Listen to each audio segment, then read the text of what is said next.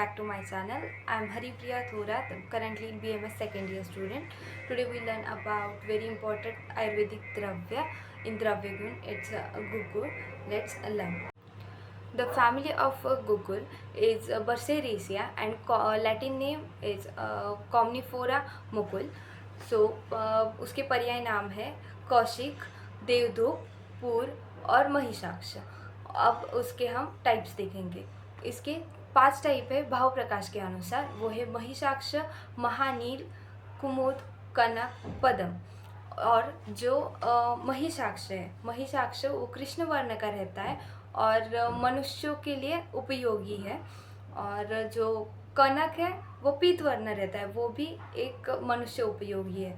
और जो बचे हुए 3 हैं जैसे कि कुमुद, पदम और महानील, वो 3 जो है वो पशु चिकित्सा के लिए उपयोगी होते हैं. उसका जो उत्पत्ति स्थान है हम वो देखेंगे. उत्पत्ति स्थान जो कि ज़्यादातर उष्ण कटिबंधीय प्रदेश में ज़्यादातर आते हैं, जैसे कि हम देख सकते हैं अफ्रीका, बलूचिस्तान. अब इंडिया में कहाँ आते हैं? इंडिया में राजस्थान, खानदेश, विदर्भ, कर्नाटक, इस जगह उसके कौन से पार्ट का यूज़ किया जाता है एज अ मेडिसिन, जो कि स्टेम रहता है. अभी ये स्टेम है, स्टेम को बीच में से कट करेंगे तो उसमें से कुछ फ्लूइड या उसको हम डिंक बोलते हैं. डिंक वो सूखने के बाद बन जाता है, लेकिन वो मराठी में बोलते हैं हम, उसमें से चीक आता है. तो वो सूख जाता है हेमंत और शिशिर ऋतु में. सूखने के बाद वो सॉलिड फॉर्म में हो जाता है. सॉलिड फॉर्म में हो जाने के बाद उसका लेखन किया जाता है. लेखन मीन्स उसको स्क्रब करके निकाला जाता है.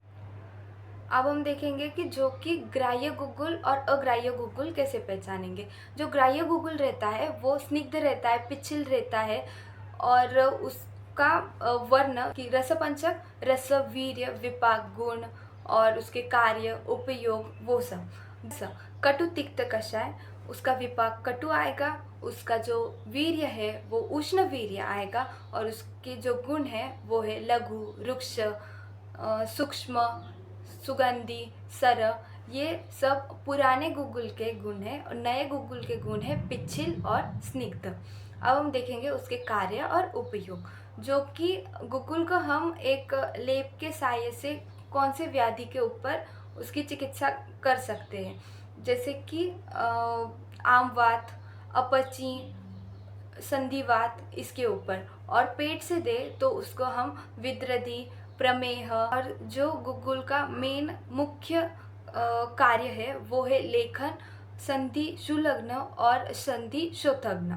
अब हम देखेंगे उसके अभ्यंतर जो भी प्राणव स्रोतस में आएगा श्वास, कास और कफहर व्याधि. उसके बाद अन्नवह में आएंगे अग्निप्रदीपन, अग्निपाचन, रक्तवह स्रोतस, त्वचा व्याधि, रक्तज व्याधि. और मेदवह स्रोतस में आएंगे लेखन और मेदहर. As per research, Google is antioxidant, anti-inflammatory, anti-cancerous और antibacterial, anti-fertility, cardioprotective activity also. Thank you for watching this video.